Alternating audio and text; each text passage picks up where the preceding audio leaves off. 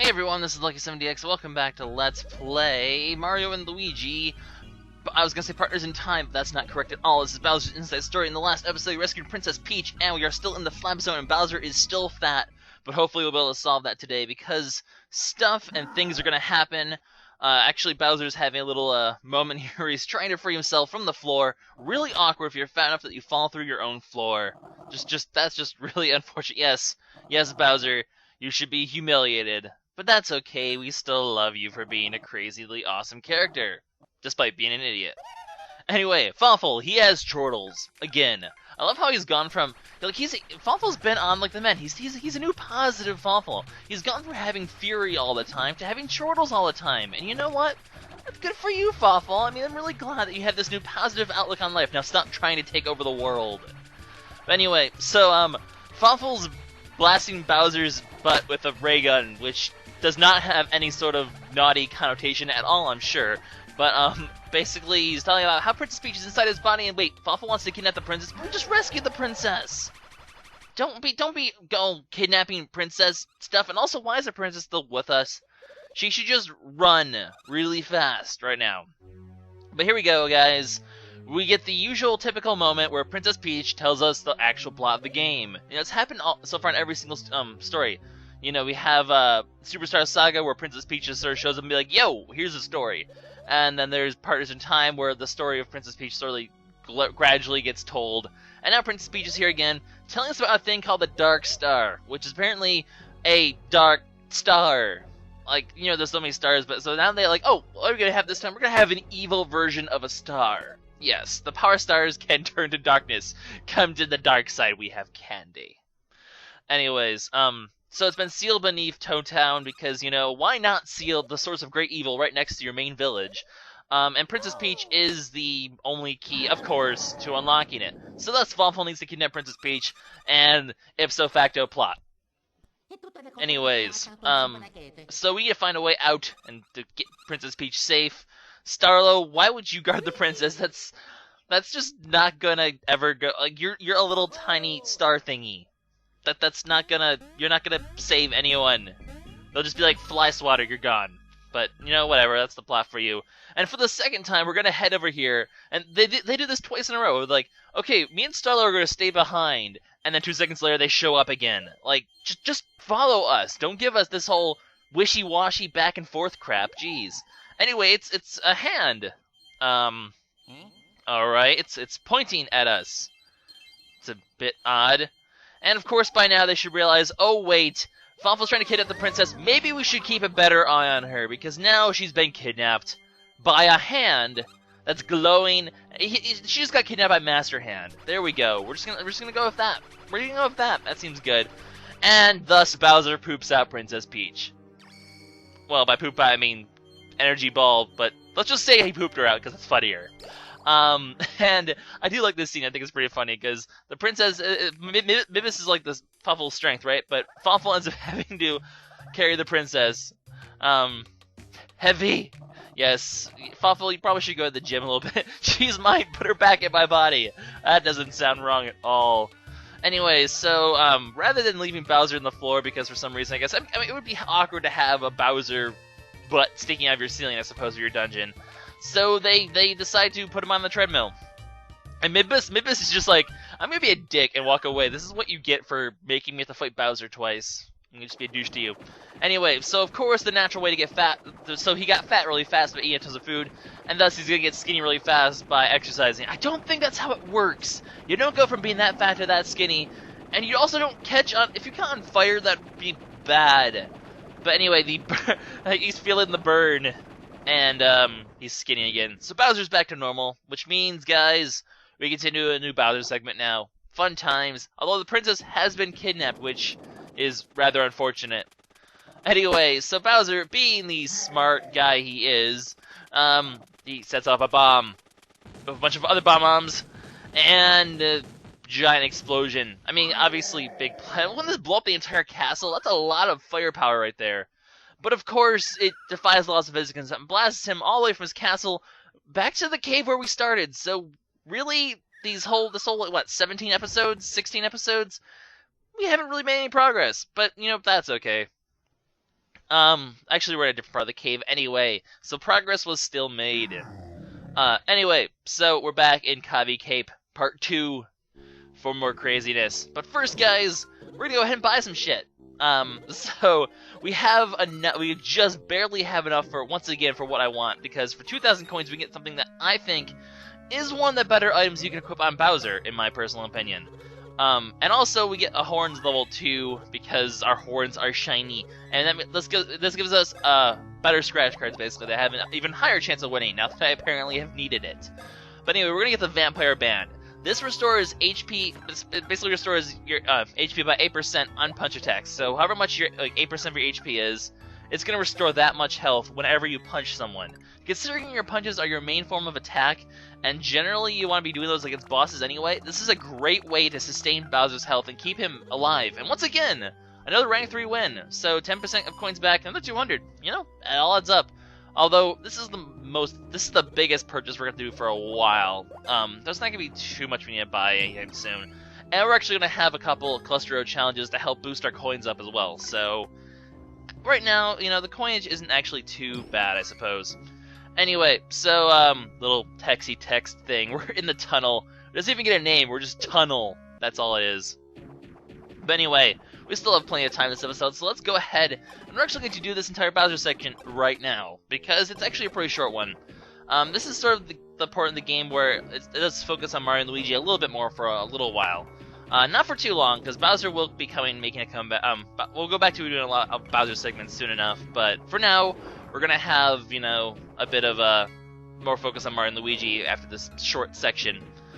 Anyways, so the basic gimmick, I guess, of this, well, first of all, here's the little chalk road thing here. I almost forgot, I was going to call it the cluster road. That's not what it is.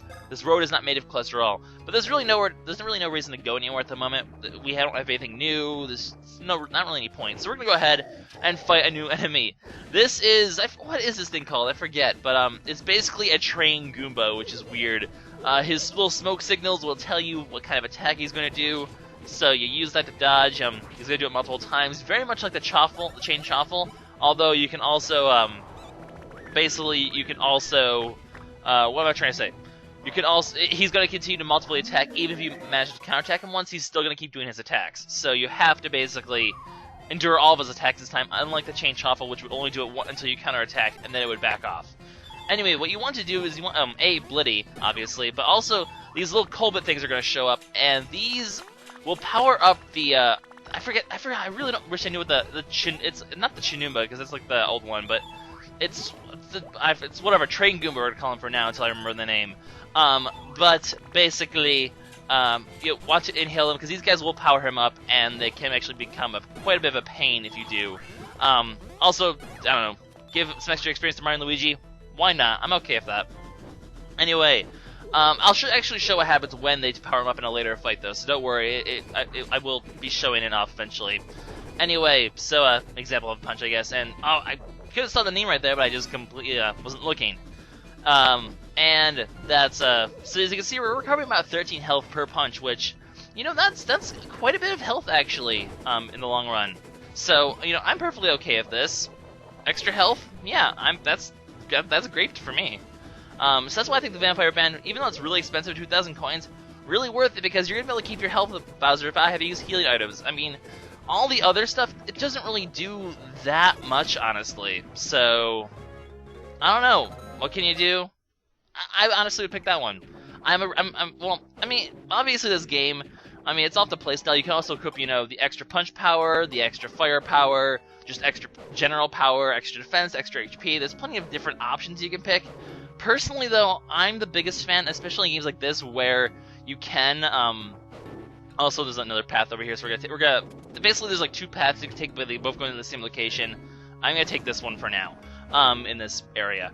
But anyway, as I was saying, I prefer in these kind of games, especially when you can dodge most attacks not too badly, I generally prefer, what does this do? Special Fangs, boost maximum SP, another option as well if you want to use more special attacks.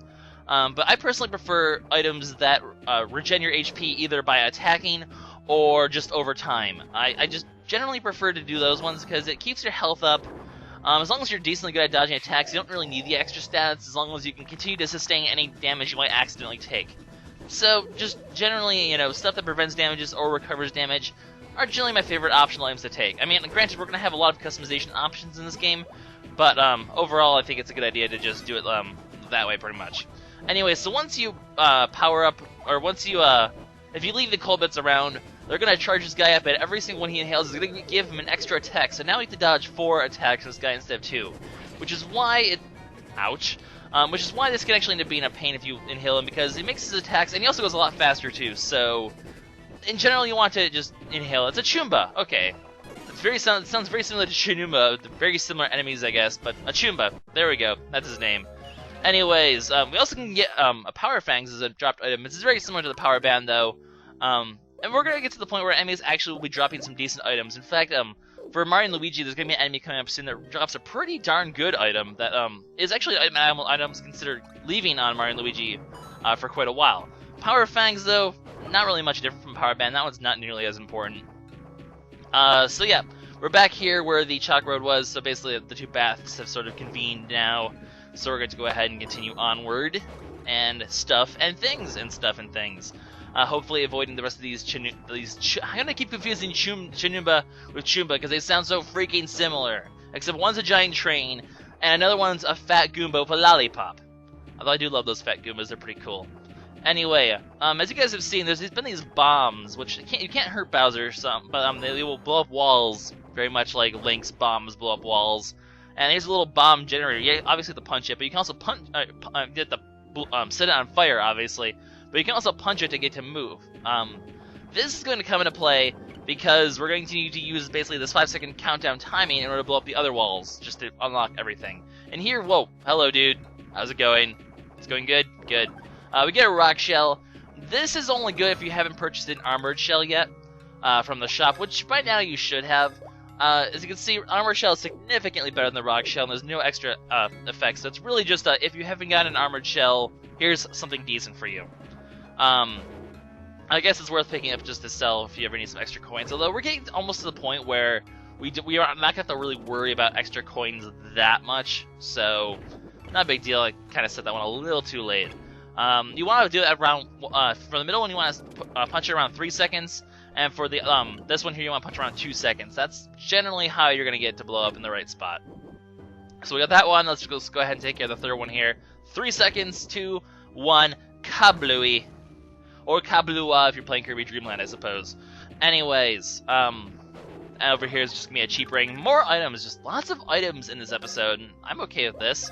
This one, well, okay, this one's a bit weird. They have these kind of items in the game where they will randomly reduce the cost of one of your special attacks, I guess for the turn.